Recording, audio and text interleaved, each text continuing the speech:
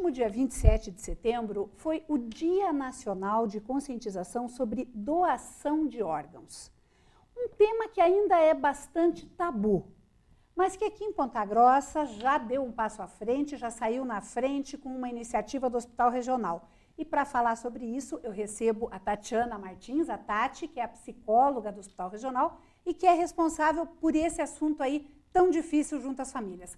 Tati, prazer em receber, seja bem-vinda. Obrigada, obrigada.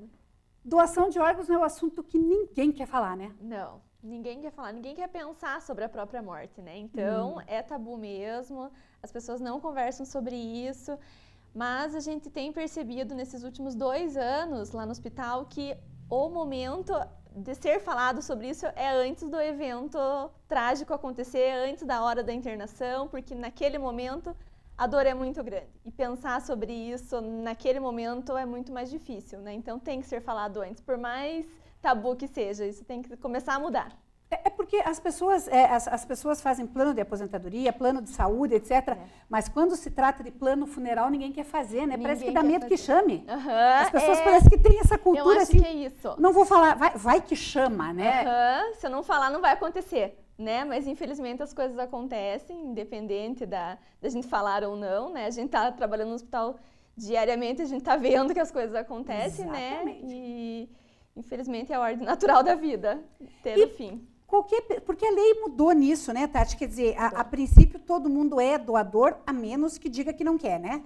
Não. Ou não é isso? Tem que ser expresso, a pessoa tem que deixar isso... Hoje é assim, o que era... Antigamente aqui no Brasil era colocado na carteira, no documento de identidade, se era doador ou não. E hoje só quem pode autorizar a doação é o familiar. Por isso que a gente conscientiza a conversar sobre isso em casa antes, né? Para deixar o desejo claro, para falar o que realmente gostaria que seja feito, em caso isso aconteça, para a família, na hora da decisão, poder decidir sem culpa, né? Porque a pessoa, a familiar muitas vezes se sente desrespeitando quem morreu porque acha que vai faltar pedaço. Não, isso é um tabu também? Quer também. dizer, achar que a pessoa precisa de tudo? Também, mexer no corpo, tem gente que tem familiar que não quer aceitar a doação por conta de mexer no corpo. Mas assim, a captação de órgãos é feito dentro do centro cirúrgico, com profissionais capacitadíssimos, é feito o fechamento como uma cirurgia normal, né? Fica uma cicatriz, assim, a gente entrega o corpo com todo respeito, assim, pode ser feito funeral da mesma forma, sabe? Não tem problema quanto a isso, assim. Mas tem muito mito sobre isso, né? Então é difícil. E essa abordagem deve se tornar, quer dizer, para as pessoas conversarem no dia a dia já é difícil, como você falou, né, que aconselha que já converse antes, mas mesmo assim, no momento, principalmente quando você pensa que é uma morte geralmente trágica, não é qualquer pessoa, a hora que morre, que está apta a doar órgãos, né? Quais são os casos? Não, só em caso de morte encefálica, que quer dizer o quê? Que o cérebro está morto, né? Os órgãos ainda estão funcionando por conta de medicação, estrutura da UTI, mas assim, o cérebro morreu, o corpo não tem mais condição nenhuma de ficar vivo, apenas por algumas horas que dá tempo de fazer a captação. Então, é bem importante que as pessoas saibam que quando tem morte encefálica, é morte, né? Infelizmente, declarado óbito na hora do último exame da morte encefálica. Então, a morte encefálica geralmente acontece por acidente de trânsito, quando tem traumatismo na cabeça, ou AVC, nesses casos. Então, não é toda morte que dá para doar também, é só em caso de morte encefálica. E as pessoas têm também essa preocupação, mas seu coração está batendo, não morreu. Tem, isso é muito difícil, né? Porque assim, é falado que morreu, que está morto, mas a pessoa ainda tem o movimento da respiração, sente o coração, sente que está quentinho. Isso é algo que as famílias sentem muito, assim, na hora, né? E tem que ter uma explicação da equipe, um acompanhamento psicológico muito claro para garantir que realmente é um diagnóstico muito sério. Não tem dúvida nenhuma quando é falado que a morte encefálica diagnosticou e o paciente faleceu realmente. não há o que fazer, não há uma possibilidade ali, né? Não há. E a gente tem que respeitar o momento da família também, né? Porque cada um tem o seu tempo de assimilar, de entender, de elaborar toda essa notícia, porque não é fácil, né? Não, principalmente a nossa cultura ocidental, a gente não está preparado para esse momento nunca, né? Nunca. Mesmo a gente vê casos as pessoas perderem familiares lá de 100 anos de idade, que teve uma vida bem tranquila, que morreu dormindo, e as pessoas não querem que vá embora. É difícil, é bem difícil mesmo. Então, para nós, a gente começa a acompanhar a família desde o momento que interna lá no hospital, porque a gente sabe que essa preparação, esse acolhimento durante a internação faz diferença na hora da decisão também, né? E assim, é difícil porque além de você ter que elaborar que o teu familiar faleceu, você tem que tomar uma decisão super importante naquele momento. Você não tem muito tempo para isso, né? Daqui uma semana a gente conversa. Não, é agora. É nesse exato momento. Então, tem que ter um acompanhamento psicológico bem de perto mesmo. Aí que entra o teu papel. Como é que fica a tua estrutura emocional, você como profissional? Claro, é um atendimento profissional, mas é impossível não se envolver, né? A gente tem uma equipe de psicologia lá no hospital excelente, muito boa, né? Sou eu e mais 3 psicólogos.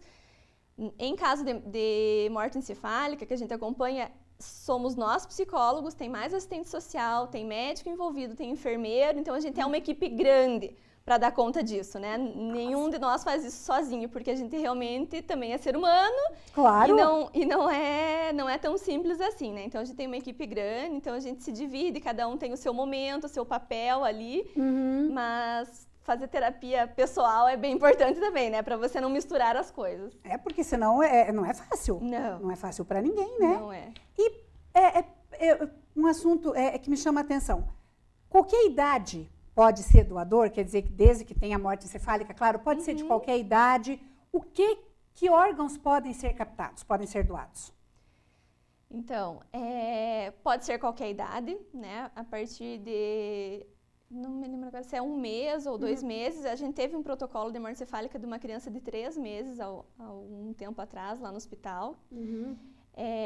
E não tem limite de idade também. Né? A gente já teve lá de 78 anos, por exemplo, né? Então depende muito da saúde da pessoa, como que era antes, não depende muito da idade, depende de como que era a clínica prévia da internação, assim, né? Como que estavam.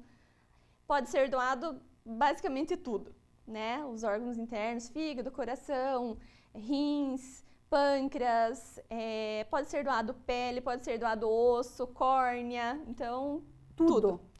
E isso, aqui em Ponta Grossa, o Hospital Regional faz a captação desses órgãos, mas não faz o transplante. Aqui o hospital não está referenciado para isso. Não, lá todos os transplantes do Paraná são feitos lá em Curitiba. Né? Lá em Curitiba tem a Central Estadual de Transplantes, onde tem o ranking das pessoas que estão na fila. E aí, cada vez que tem uma morte encefálica, a gente entra em contato com essa Central Estadual de Transplantes, que daí mandam as equipes para vir captar no nosso hospital e levar para ser transplantado lá em Curitiba. Então, quer dizer, é muito mais gratificante, entre aspas, né? O trabalho de quem está lá, né? De quem está lá. De quem está recebendo e tem que dar a notícia para a família de alguém que está na fila de espera. Isso. De que ela vai ter uma nova chance de vida, né? Provavelmente sim, né? Provavelmente o transplantado tem uma carga muito mais de alívio do que o doador, que realmente é o momento da dor, é o momento do óbito, né? O momento de despedida mesmo, assim. Mas aí é que entra que eu achei que foi uma atitude muito interessante e inteligente de vocês, que foi a implantação da tal árvore da vida. Conta pro pessoal o que é isso, porque, sabe, eu achei que é o caminho da transição aqui, para que esse momento fique um pouco mais suave.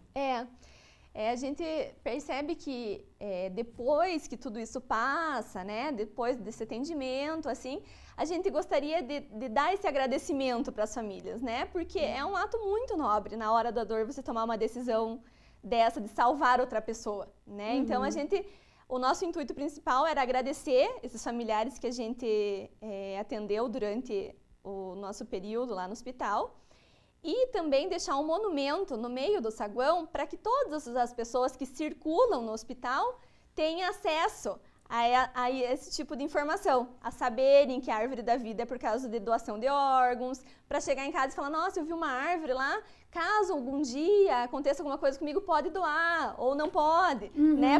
Para instigar o assunto, para colocar o assunto em pauta. A intenção é essa, homenagear e também conscientizar quem não fala sobre isso, né? E como é que é essa árvore? Ela é feita de metal?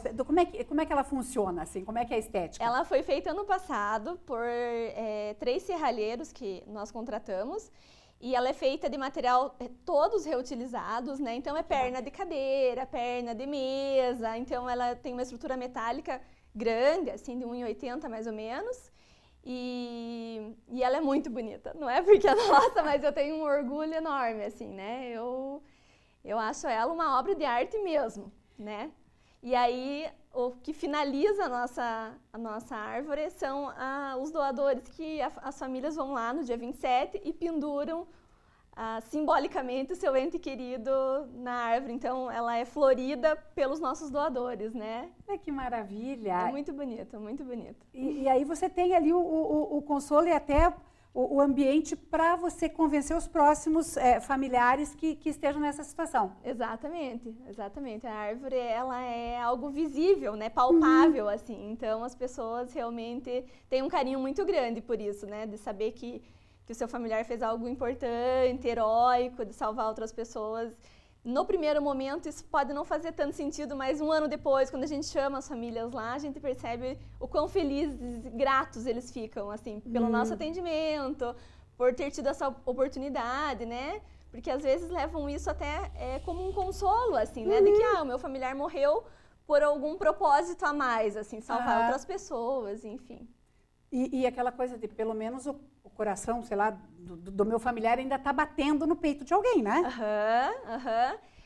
Tem uma frase que diz assim, que não é a pessoa que autoriza o órgão de quem faleceu, é o receptor que autoriza a pessoa a continuar a ficar viva em outro corpo. Né? Exatamente. E só que, legalmente, as famílias que doam não têm acesso a quem recebe, né?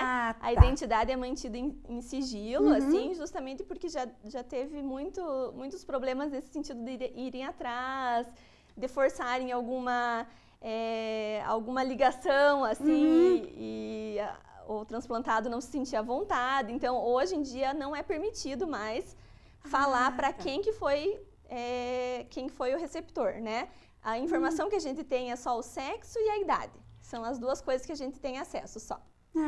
É porque, se por um lado pode ser muito gratificante conhecer, por outro pode ser muito invasivo, né? Isso, exatamente, né?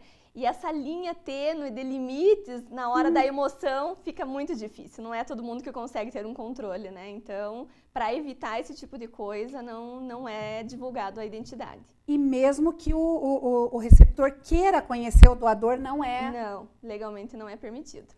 E essa árvore da vida já está com muitas flores? Tá com bastante, tá com 20. Nossa, para 2 anos é praticamente um por mês, né?